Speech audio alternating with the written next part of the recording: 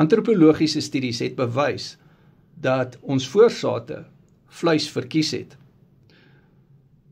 Hulle kon oorleef op graan en op stysel, maar hulle het baie beter gedoen en ook ontwikkel as gevolg van die feit dat hulle vleis en veral vetterige vleis vir byvoorbeeld breinontwikkeling was baie belangrik geweest.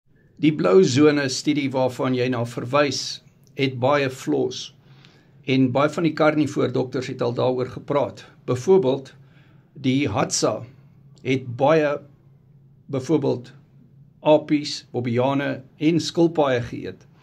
En dan die Okinawas het weer baie vark geëet en baie staat gemaak op varkproteïene en varkvet.